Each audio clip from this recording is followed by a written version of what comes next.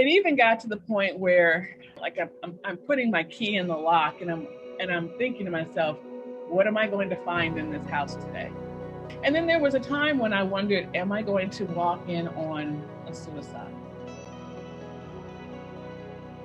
Hey ladies, thanks for joining me for today's episode of Faith, Hope, Love, where we grow together in our faith, increase in hope, and learn how to better love God and love other people.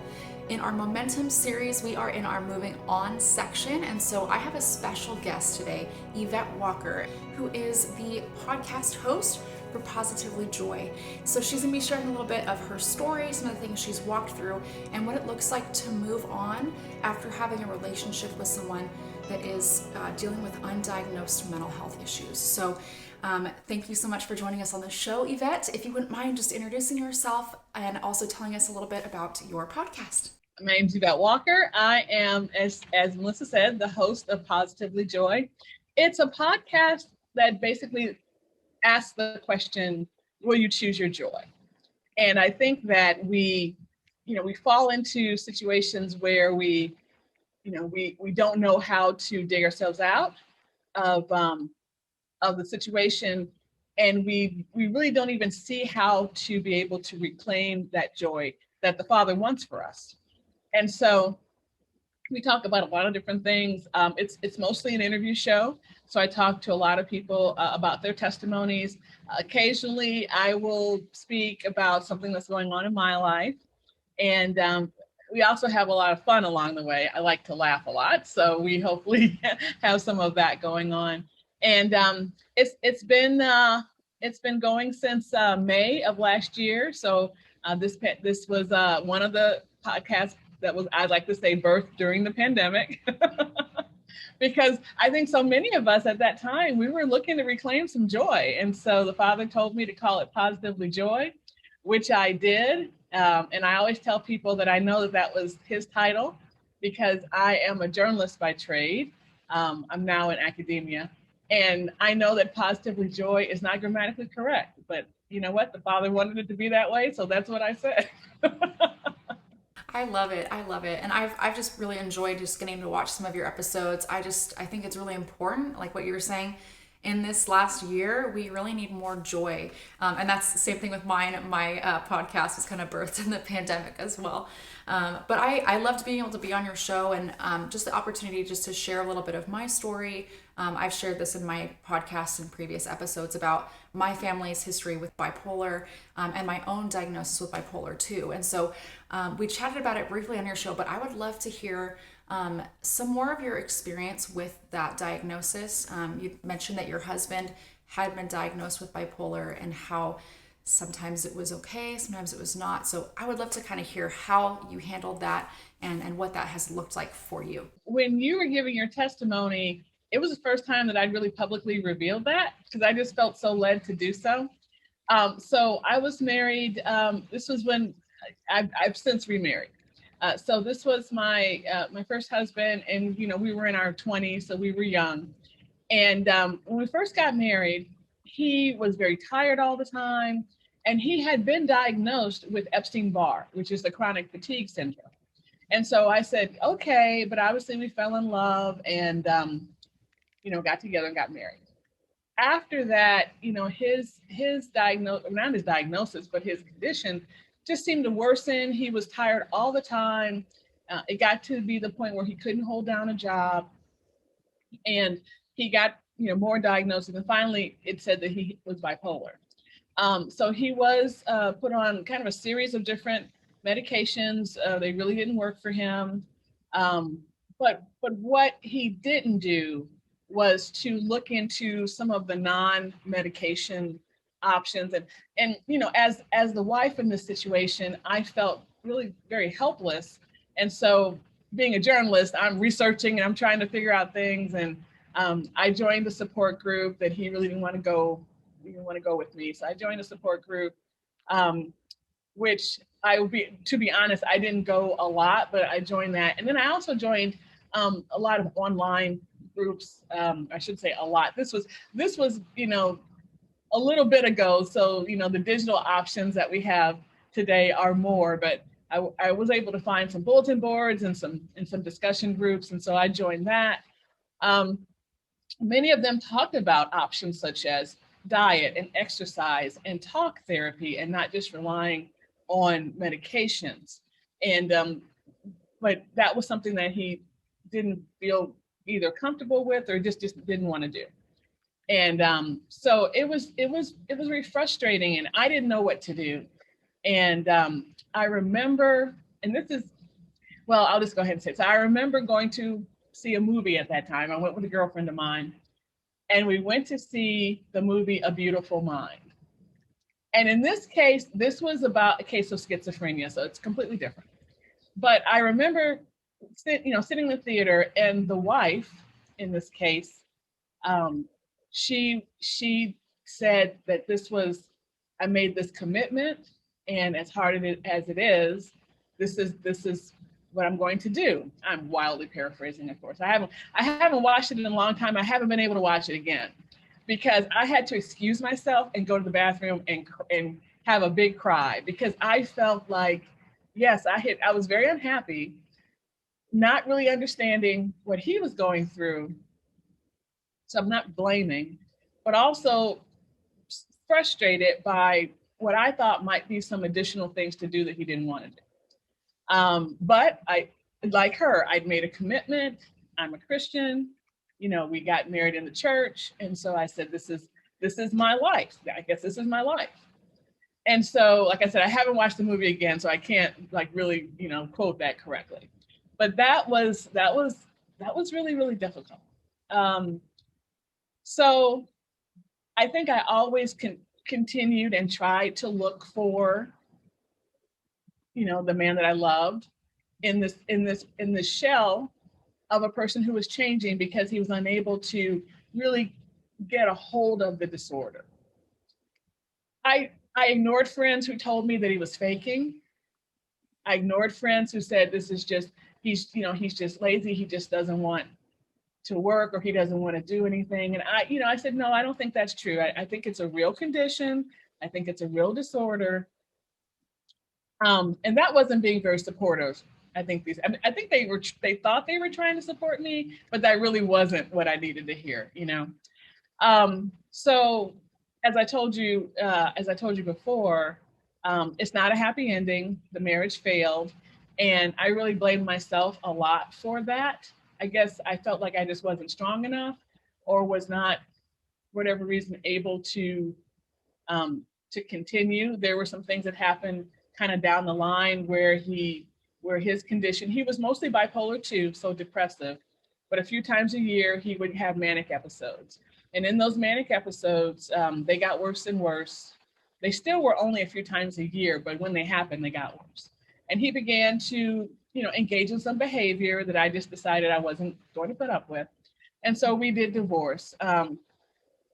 The interesting thing, and I have no idea what this has to do with the disorder, but he actually had a heart attack and passed away just a few years after that.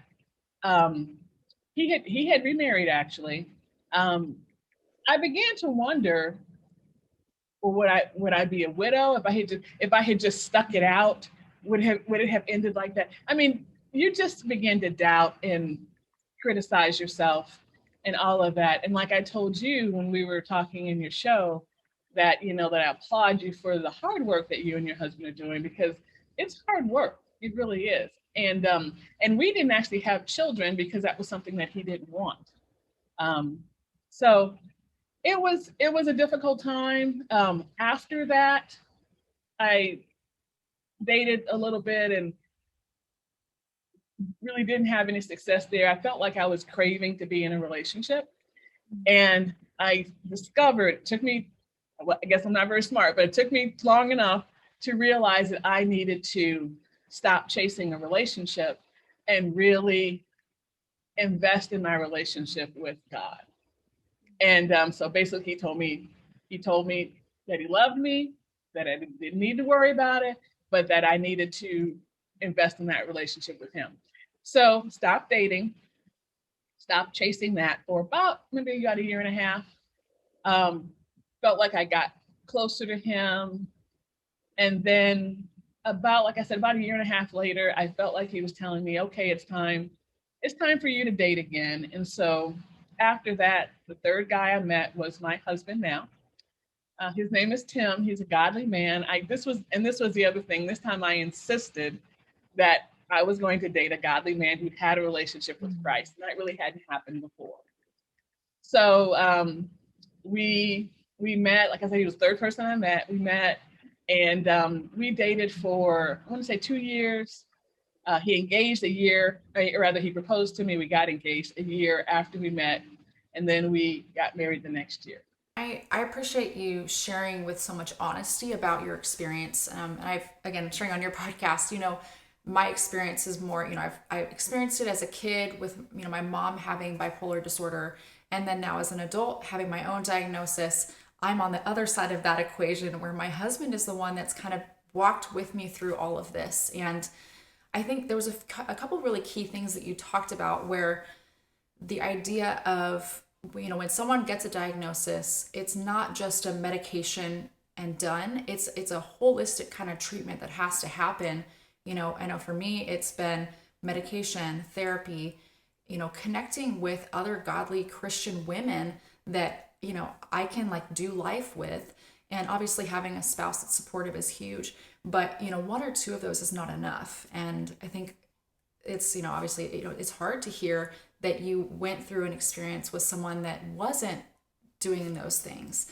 And, I know it's been a long time since then. And for you to now be able to look back and see with that perspective is so, so powerful. So, thank you again for sharing all of your story. I would kind of love to hear, jumping back to what it was like living in that situation, how did you cling to God in the middle of all of that? I don't think I was. And I think that was also part of the problem. So at this point, he was not working. So he was home, sleeping most of the day. I would say the maximum he could sleep like 20 hours a day, but maybe mostly it might be like maybe 12, 13, 14 hours a day. So when I would come home from work, I was his outdoors. I mean, I was his outside because he didn't have a connection. He had, I think, even though he had friends and everything, I think that somehow he had withdrawn to some degree. And so I was kind of all of that. And that was a lot. Like, I can't be like everything to you, So there was that. And it even got to the point where I had feelings of concern, like I'm putting my key in the lock and I'm thinking to myself, what am I going to find in this house today? I mean, just not knowing, because either he was asleep and really like didn't clean, like basically I would clean and then I come home and it's just a mess, right? So either there's that or during the manic episodes, there was just some get rich quick scheme or some kind of fantasy happening. I didn't know what was gonna, I would literally, and then there was a time when I wondered, am I going to walk in on a suicide? Because at one point I think he recognized just how out of control it was, and he was very sad about it. So that it was tough. And I think that I wasn't clinging to God. So one time I remember I talked to a friend who I hadn't talked to in a while, and we were just chatting. And she said, "Are you okay?" And I said, "Yeah." She said, "You sound very depressed." I had no idea. I was like, "Oh, really? Well, okay, maybe because he's in there sleeping." I mean, I had no idea. So I think then at that point, I said, okay, so this is obviously situational depression, and I probably do need to figure this out. But I went to church, but I don't think I was being as vulnerable and authentic with him as I should have been. And so that's why when I did get the divorce and I was wanting to get into the next relationship, because I'm an extrovert and I like being in a relationship, but I think he knew that I needed some time, and he knew that I needed time with him. So he basically said, "Nope, we're going to put the stop on that." and you're going to spend some time with me. So I think that's what had to happen. I think that's what had to happen before I was able to go on. And he was so gracious to allow me to meet this next person. And this next person that he allowed me to meet was not the kind of person that I thought I wanted. That's the other thing. So that was a very interesting revelation as well. I think I mean, you obviously you've touched on so much, but I mean, the idea that when you're in a relationship with someone like that, I mean, obviously it affects the marriage and the relationship, but it affects you on a personal level. That I mean, that's what I experienced with my mom growing up was I was severely depressed, but I didn't know why, you know? I didn't just thought, hey, this is just how life is growing up with a parent. I just had no clue that that was what, the normal response was.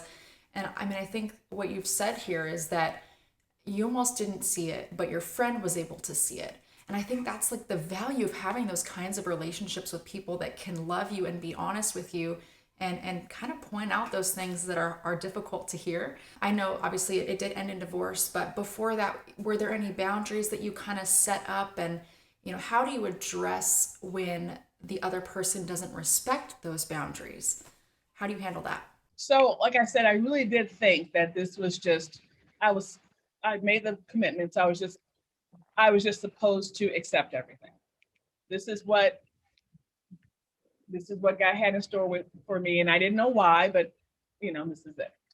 Um, so I think that there were issues of, for example, when you're home all day, you need to pick up after yourself because if the house is clean and you go to work, the house is clean when you get back.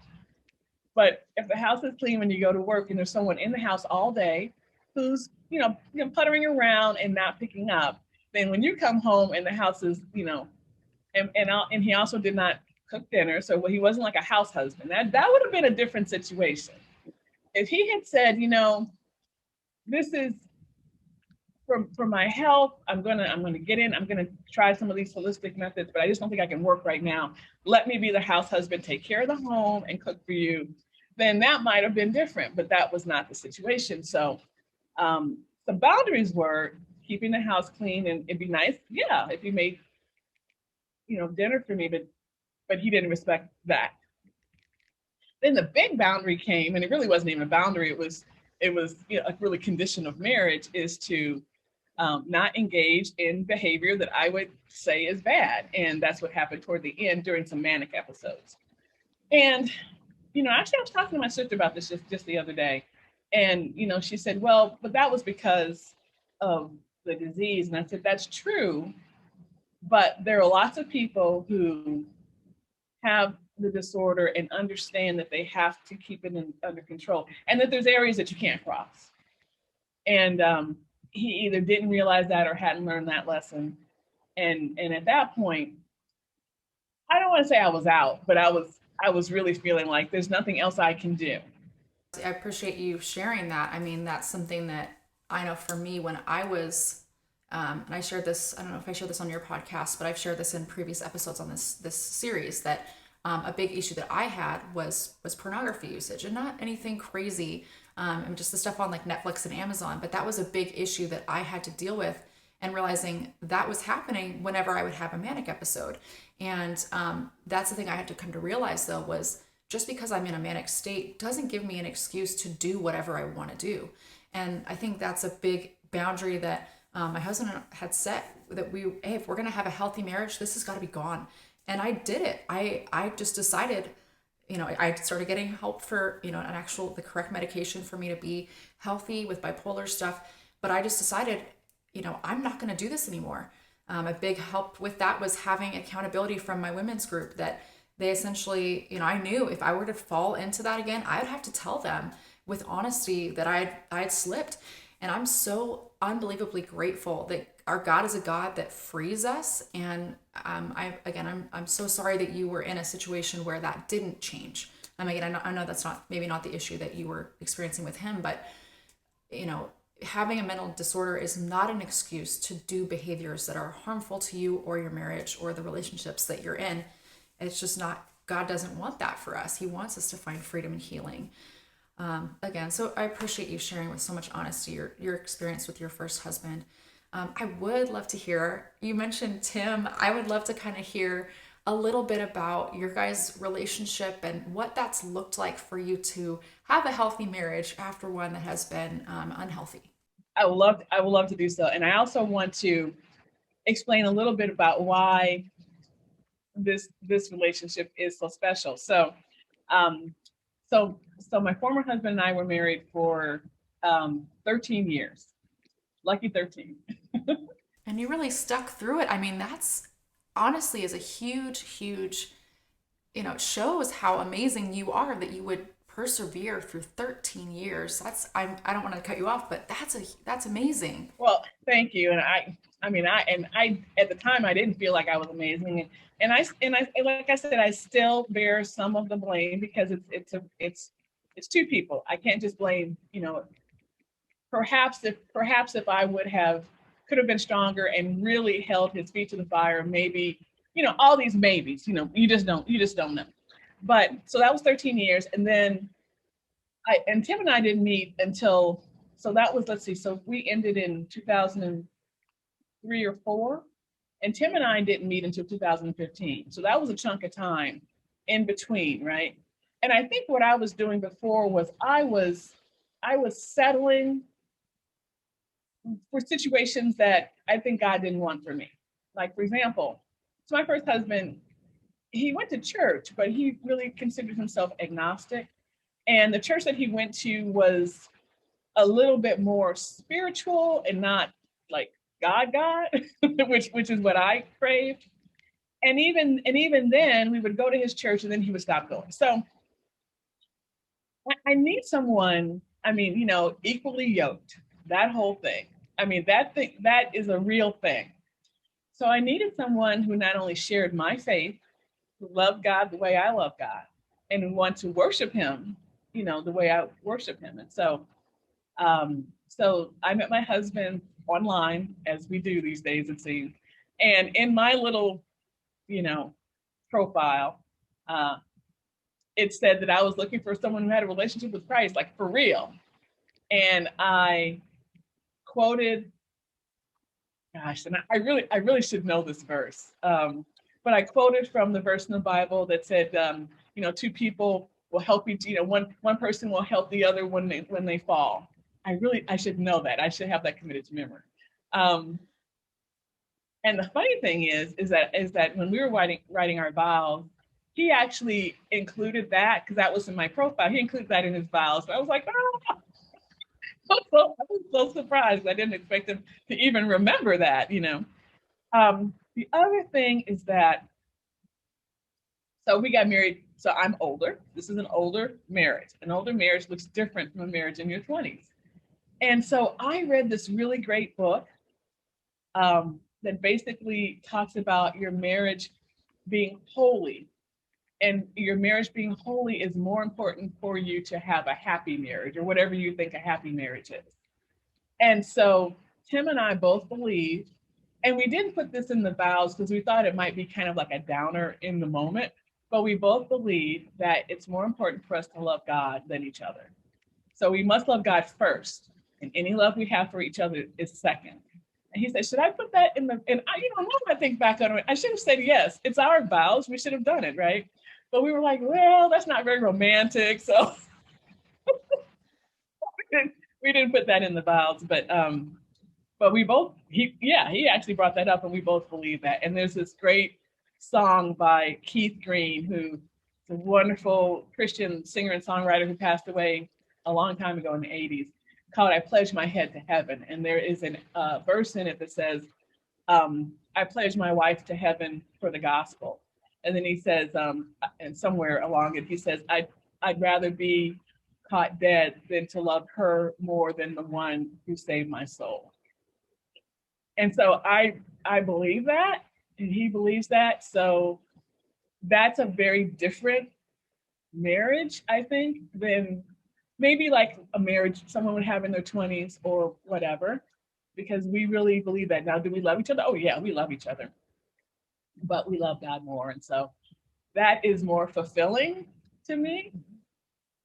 maybe at this stage in my life, or maybe it would have even been back then, I don't know. But that is more fulfilling to me than really any other kind of relationship right now. Absolutely. And it's kind of funny that you say that, because this whole series, it's based around this Hebrews 12, 1 through 3.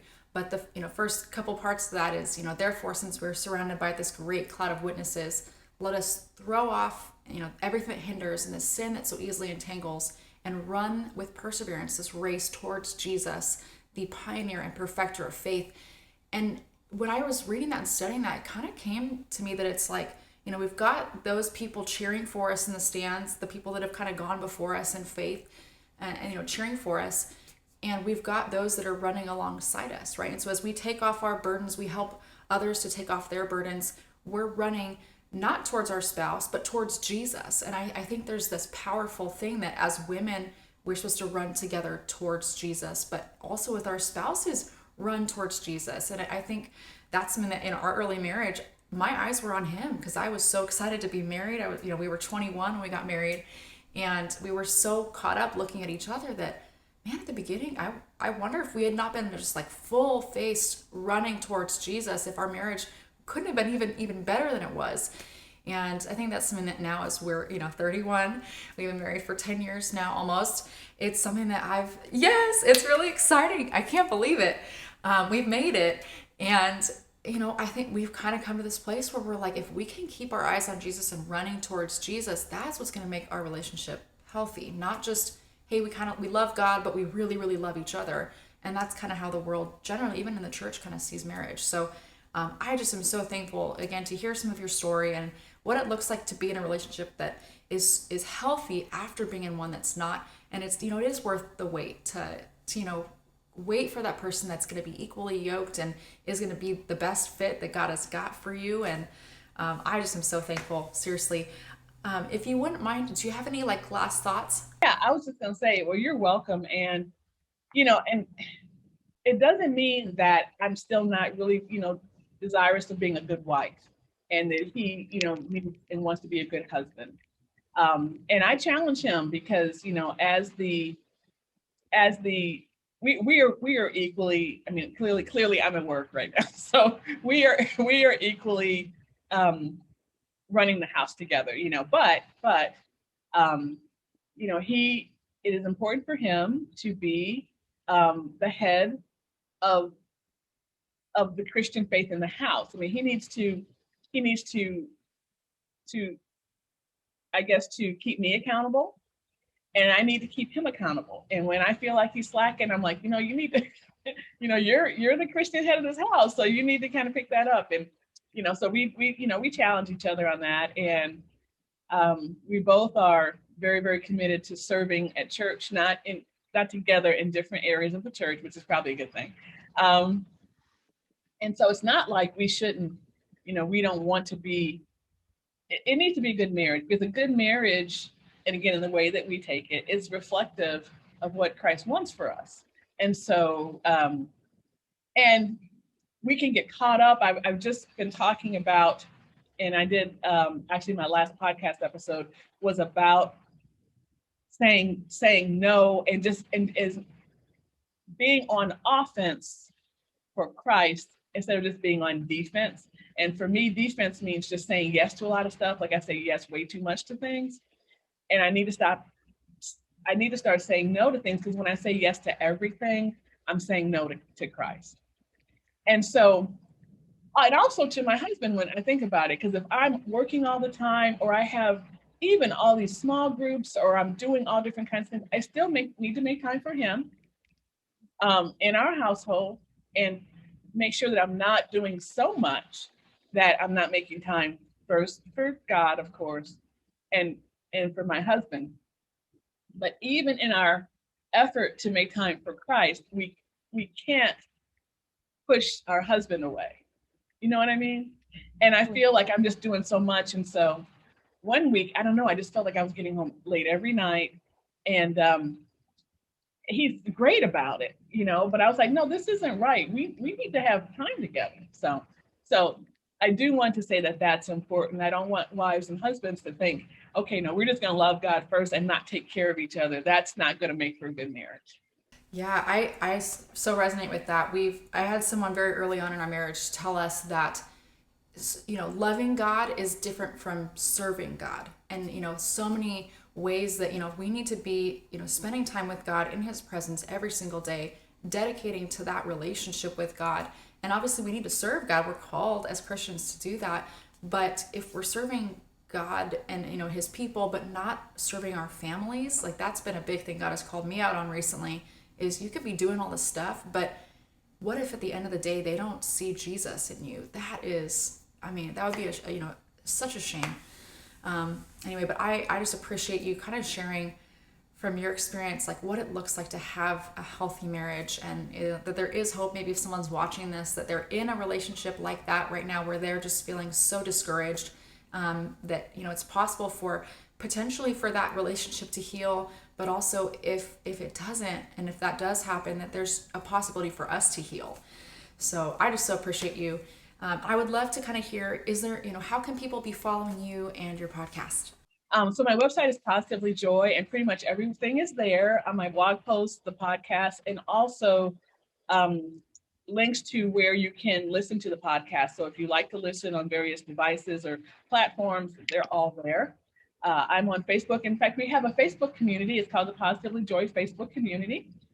We try to do life together and encourage each other, inspire each other. So come and join that. And I'm also on Instagram, and I'm on Twitter, and I am on Pinterest, although I'm spending a little bit of time away from Pinterest trying to work on some other things. Because again, I'm in my season of no right now. I have to give up some things.